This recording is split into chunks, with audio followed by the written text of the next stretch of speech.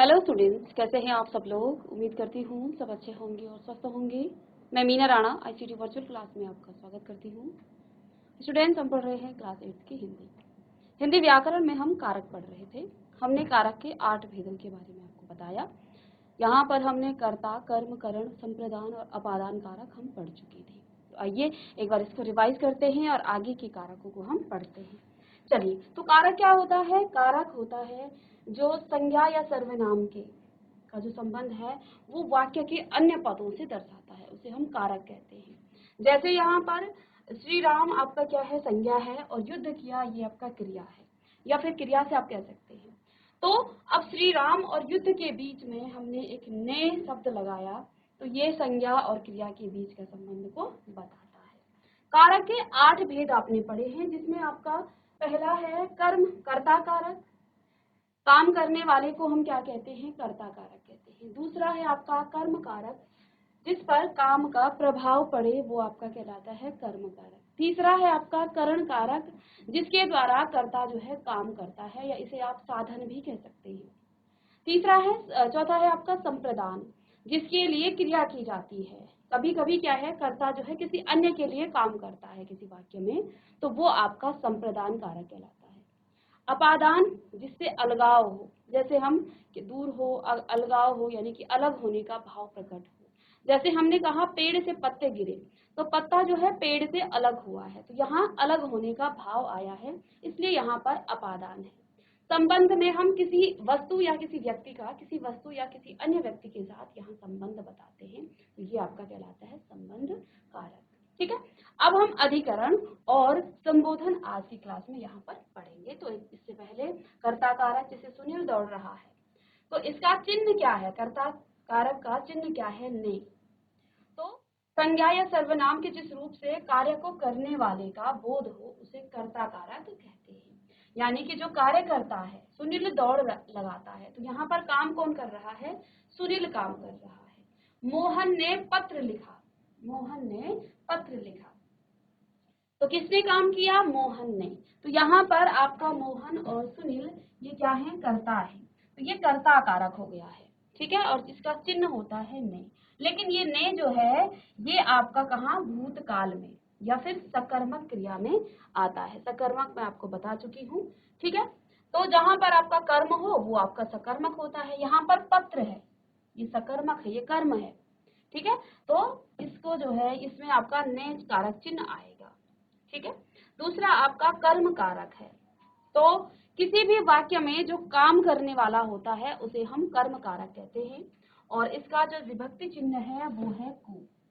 ठीक है, कर्म की पहचान के लिए आप क्रिया के साथ क्या करते हैं, क्या अथवा किसको शब्द लगाकर प्रश्न करते हैं। जैसे राम ने रावण को मारा, तो किसको मारा, रावण को मारा, तो हमने प्रश्न किया किसको। तो यहाँ दो प्रश्न करने थे, किसको या क्या, इन दोनों में से अगर आपको उत्तर मिले, दोनों प्रश्नों को करेंगे। ठीक है, एक भी उत्तर मिल जाता है तो आपका ये जो है वही आपका कर्म कारक होगा। निशा दूध पीती है, क्या पीती है, दूध पीती है। तो अकॉर्डिंग टू क्वेश्चन आप जैसा भी उसमें जो है सुटेबल हो वैसा प्रश्न करके आप उसके कर्म कारक को ढूंढ सकते हैं। फिर तीसरा यहाँ पर था आपका करण कारक। करण कारक का अर्थ क्या है, साधन, यानी कि कर्ता जिस साधन के द्वारा काम करता है उसे हम करण कारक कहते हैं। जैसे बच्चे गेंद से खेल रहे हैं, तो जिस साधन के द्वारा कर्ता कार्य करता है उसे कारक, करण कारक कहते हैं। इसका विभक्ति चिन्ह से है। ठीक है, और करण कारक की पहचान के लिए आप क्रिया के साथ क्या क्या प्रश्न लगाएंगे, किससे, किसके द्वारा, या किसके, किसके। ठीक है, ये 3 प्रश्न लगाने से आपके जो है उत्तर मिल जाएंगे। तो राम ने रावण को मारा, किससे मारा, रावण ने जो है, राम ने रावण को तीर से मारा, तो तीर से ये आपका करण कारक है। और चौथा था आपका संप्रदान कारक। तो राम सीता के लिए फल लाया, तो राम ने काम किया, कर्ता कौन है, राम है, और राम ने काम किया है, किसके लिए किया है, सीता के लिए। तो यहाँ पर हमने संप्रदान क्या कहा कि कर्ता जिसके लिए क्रिया करता है, काम करता है। तो यहाँ राम ने काम किसके लिए किया, सीता के लिए, अथवा जिसे कुछ देता है। तो सीता को यहाँ पर फल वो लाया, या देने का भी भाव अगर प्रकट हो तब भी वो आपका संप्रदान कारक होता है, उसे हम संप्रदान कारक कहते हैं। ठीक है, इसकी पहचान करने के लिए क्रिया के साथ अब कौन कौन से प्रश्न लगाएंगे, किसको, किसके लिए। ठीक है, जब कोई किसी के लिए काम करेगा या फिर किसी को देगा तो हम दो प्रश्न लगाएंगे, किसको दिया, किसके लिए किया, है ना। काम करेगा तो किसके लिए करेगा, तो किसके लिए, और साथ में किसको, क्योंकि यहाँ देने का भी भाव प्रकट होता है। ठीक है, तो अतिथि ये हम पढ़ा चुके हैं, इसलिए हम स्पीड में पढ़ा रहे हैं आगे जहां से हमने। ठीक है, अतिथि राधा के लिए उपहार लाए, किसके लिए लाए, राधा के लिए, तो ये आपका संप्रदान कारक कहलाता है। ठीक है ना। तो आगे हमने अपादान कारक पढ़ा था, गंगा हिमालय से निकलती है, पेड़ से पत्ते गिरते हैं। अपादान का मतलब होता है जब किसी एक वस्तु का दूसरे से या तो वो अलग होती है, या तो तुलना की जाती है, या दूरी होने का भाव प्रकट किया जाता है, तो उसे हम अपादान कहते हैं। ठीक है, तो इसकी विभक्ति चिन्ह से है। ठीक है, इसकी पहचान के लिए आप किससे, कहाँ से शब्द लगाकर प्रश्न करेंगे। जैसे पेड़ से फल गिरा, किससे गिरा, पेड़ से, तो पेड़ से यहाँ पर क्या हो जाएगा, ये आपका अपादान कारक कहलाएगा। ठीक है, इसके बाद नेक्स्ट है आपका संबंध कारक। संबंध कारक, यह पिताजी की गाड़ी है, यह पिताजी की गाड़ी है। तो शब्द के जिस रूप से किसी व्यक्ति वस्तु का संबंध किसी दूसरे व्यक्ति या वस्तु के साथ जाना जाता है उसे हम संबंध कारक कहते हैं। जैसे यहाँ पर इसकी पहचान के लिए आप किसका, किसकी और किसके लगाकर प्रश्न कर सकते हैं। तो देखिए उदाहरण के लिए राजा राम, राम राजा दशरथ के पुत्र थे, किसके पुत्र थे, राजा दशरथ के। तो यहाँ पर संबंध कारक आपका क्या है, राजा दशरथ। आइए हेडिंग डालिएगा आगे, अधिकरण कारक, क्योंकि यहाँ तक हम पढ़ चुके थे, तो यहाँ से आप हेडिंग डालेंगे अधिकरण कारक। चलिए, पक्षी डाल पर बैठे हैं, पक्षी डाल पर बैठे हैं। अब यहाँ पर क्या भाव प्रकट हो रहा है, शब्द के जिस रूप से क्रिया का आधार प्रकट हो। आधार किस पर बैठे हैं, डाल पर बैठे हैं। ठीक है, तो उसे हम अधिकरण कारक कहते हैं, और इसका विभक्ति चिन्ह है में और पर। तो शब्द के जिस रूप से क्रिया का आधार प्रकट हो, क्रिया का आधार प्रकट हो, उसे अधिकरण कारक कहते हैं, उसे हम अधिकरण कारक कहते हैं। अब यहाँ इसकी पहचान आप कैसे करेंगे, इसकी पहचान के लिए क्रिया के साथ, इसके साथ क्रिया के साथ किसमें, किस पर, कहाँ या कब शब्द लगाकर प्रश्न करने पर जो उत्तर प्राप्त हो वही आपका अधिकरण कारक होता है। ठीक है, चलिए, तो यहाँ पर अधिकरण कारक की पहचान के लिए आप क्या करते हैं, क्रिया के साथ कौन कौन से प्रश्न लगाते हैं, किस में, किस पर, कहाँ या कब शब्द लगाकर प्रश्न करने पर जो उत्तर प्राप्त होता है या जो उत्तर प्राप्त होगा वही अधिकरण कारक होता है, वही अधिकरण कारक होता है। पौधे गमले में लगे हैं, तो प्रश्न आप इनमें से कोई सा भी प्रश्न जो यहाँ सुटेबल हो, तो किसमें लगे हैं, गमले में, तो ये आपका हो जाएगा क्या, अधिकरण कारक।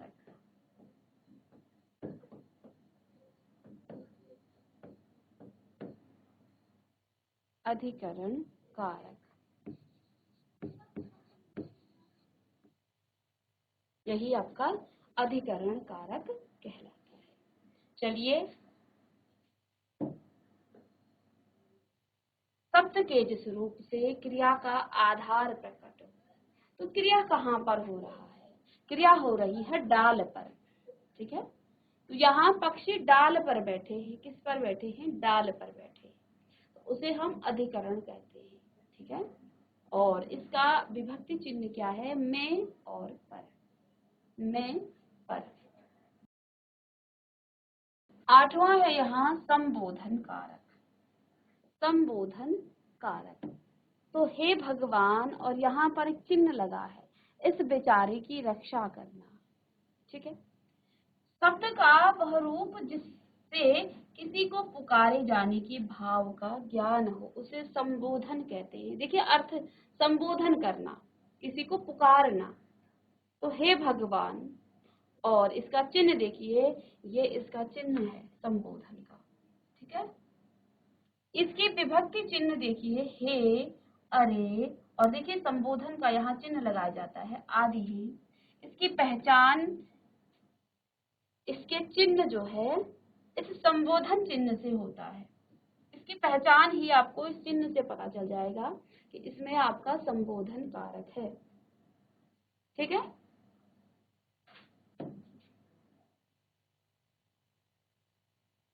तो इस तरह से ये आपका 8 कारक आपके यहाँ पर कंप्लीट हुए। तो हमने यहाँ पर कारक के 8 भेद आपको बताए हैं, जिसमें आपका पहला कर्ता कारक, दूसरा आपका कर्म कारक, करण कारक, संप्रदान, अपादान और संबंध, अधिकरण और संबोधन। ये 8 जो हैं कारक के भेद हैं। आपने सभी कारक चिन्हों को याद करना है। इस तरह से करेंगे, कर्ता ने कर्म को करण से या द्वारा, संप्रदान को के लिए, अपादान से, संबंध काकी के, अधिकरण में पर, संबोधन हे, अरे, अजी। इस तरह से आप इसे याद भी कर लेंगे, ठीक है। तो ये 8 भेद हैं और अब हम इन्हीं 8 भेदों पर प्रश्न करेंगे। चलिए अभ्यास प्रश्न करेंगे। तो इसमें भी आपके कुछ प्रश्न हैं, इनको भी आप देख लीजिएगा। तो कुछ अभ्यास प्रश्न आपके यहाँ पर भी हैं, जैसे कारक के कितने भेद होते हैं, तो आप जानते हैं कितने भेद हैं, इसे आप लिखिएगा। वाक्य लिखेंगे, कारक के कितने भेद हैं। प्रश्न 2, वाक्य के क्रियापद का संज्ञा पदों के साथ संबंध डैश डैश कहलाता है, सर्वनाम, विशेषण या फिर कारक। तो इसका एक उत्तर आप लिखेंगे, कर्म कारक के चिन्ह पहचानिए, कर्म कारक के चिन्ह पहचानिए, ठीक है। तो कर्ता ने कर्म को, इस तरह से यदि आप याद करेंगे तो आपको याद हो जाएगा, ठीक है। तो को, की या को, क्या चिन्ह है इसका, हमने भूखे को भोजन दिया। अब इस भूखे को में कौन सा कारक है, कर्म कारक है, करण है या संप्रदान है। हमने भूखे को भोजन दिया, तो इसका उत्तर क्या होगा, कर्म कारक है, करण है या संप्रदान है। प्रश्न नंबर 4, हमने भूखे को भोजन दिया। प्रश्न नंबर 5 है, संप्रदान कारक के चिन्ह पहचानिए, संप्रदान कारक के चिन्ह पहचानिए। संप्रदान कारक का चिन्ह बताएंगे आप, क्या है संप्रदान कारक का चिन्ह, के लिए या फिर का लिए, ठीक है। अब यहाँ पर आपको क्या करना है, मिलान करना है। प्रश्न नंबर, नेक्स्ट प्रश्न, मिलान कीजिए। तो इधर आपके विभक्ति चिन्ह या कारक चिन्ह दिए गए हैं और यहाँ पर आपके कारक दिए गए हैं। पहला है आपका के लिए किसका चिन्ह है, तो आप सही मिलान करेंगे, ठीक है। तो जैसे हमने यहाँ पर आपको बताया था कर्ता ने, तो इस तरह से आप चिन्ह लगाएंगे। तो अन्य भी ऐसे ही होगा, अरे किसका है, को किसका है, से, की, मैं, को, इस तरह से सभी के आप मिलान करेंगे। तो आप यहाँ ए बी लिख सकते हैं या अ और ब लिख सकते हैं इधर। तो इसे आप नोट डाउन करें और ये सभी प्रश्न आप करके लाएंगे। कर्ता ने कर्म को करण से, संप्रदान के लिए, ठीक है, अपादान से, ठीक है, अधिकरण में और पर, के बाद संबंध काकी के और संबोधन में हे, अरे, अजी। इस तरह से याद करेंगे तो इसमें प्रश्न को आप कर पाएंगे। इस प्रश्न को नोट डाउन करें। चलिए इस तरह से आपने सभी प्रश्न करने हैं। चलिए नेक्स्ट प्रश्न है, उचित विभक्ति भरकर वाक्य पूर्ण कीजिए। तो यहाँ पर कौन सी विभक्ति चिन्ह लगेगा, इसमें आपने ये करना है। उसने मेरी बात मजाक में या पर, ली। तो इसमें से आप एक ऑप्शन, जैसे यहाँ पर उसने मेरी बात मजाक पर तो नहीं होगा, यहाँ मजाक में ली। ठीक है।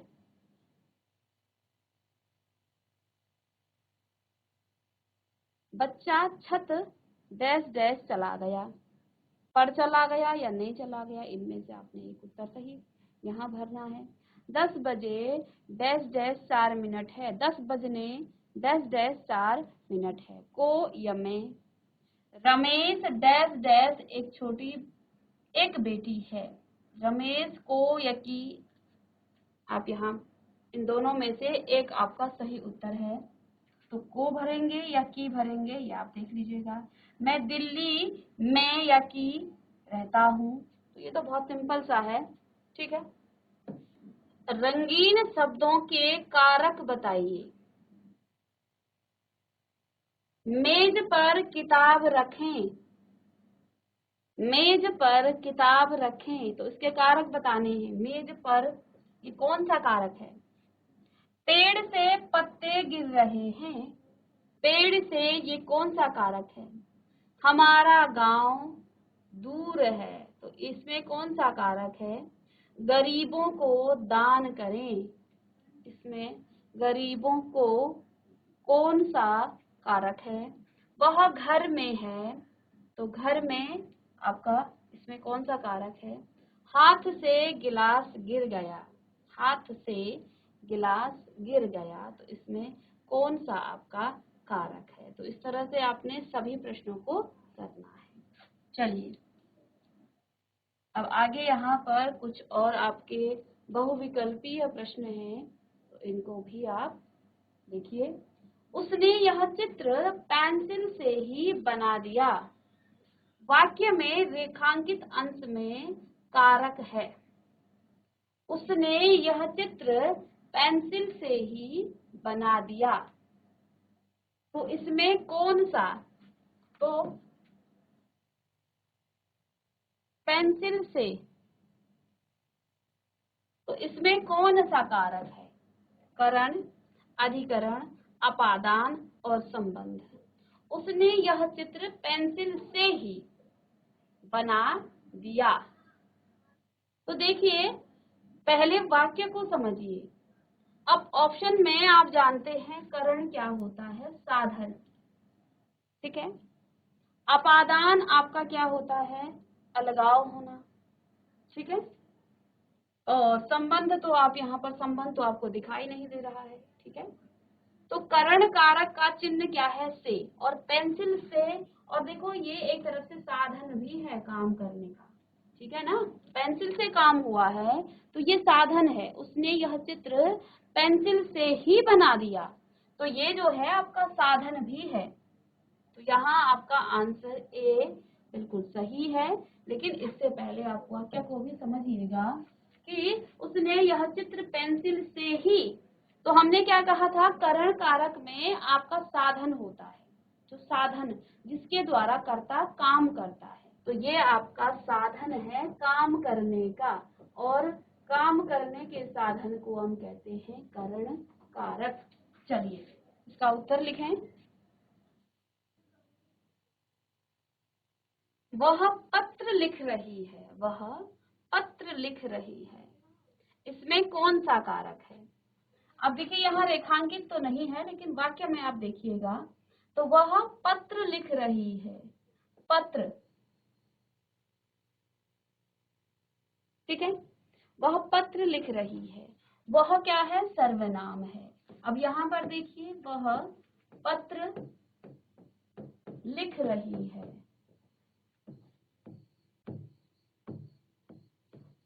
वह पत्र लिख रही है, ये वाक्य है। वह आपका सर्वनाम है। ठीक है, और लिख रही है ये आपकी क्रिया है। सर्वनाम काम करता है, यानी कि ये आपका कर्ता भी है, काम करने वाला।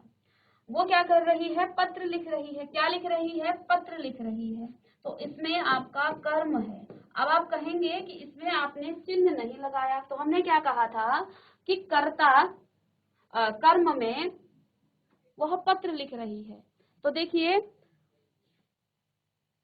पत्र लिख रही है, इसमें आपका पत्र क्या है, कर्म कारक है, ठीक है। तो इसमें कर्म आया है इसलिए ये आपका कर्म कारक होगा, ठीक है। तो इसका आप उत्तर देख सकते हैं, फर्स्ट इसका उत्तर है, तो ये आपका क्या हो जाएगा, कर्म कारक, ठीक है। तो कहीं कहीं आपका शून्य कारक चिन्ह आता है, ठीक है, तो वहां पर संभावना होती है क्या, कर्ता कारक या कर्म कारक होने की।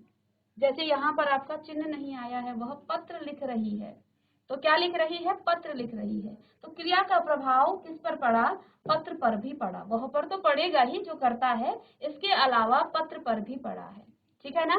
तो इसलिए ये आपका कर्म कारक है, यहाँ पर आपका क्रिया का प्रभाव कर्म पर पड़ा है, कर्म कारक ये कहलाएगा, चलेगा। तो नेक्स्ट क्वेश्चन हम आगे की क्लास में डिस्कस करेंगे। तो मिलते हैं नेक्स्ट लेक्चर में, तब तक के लिए थैंक यू।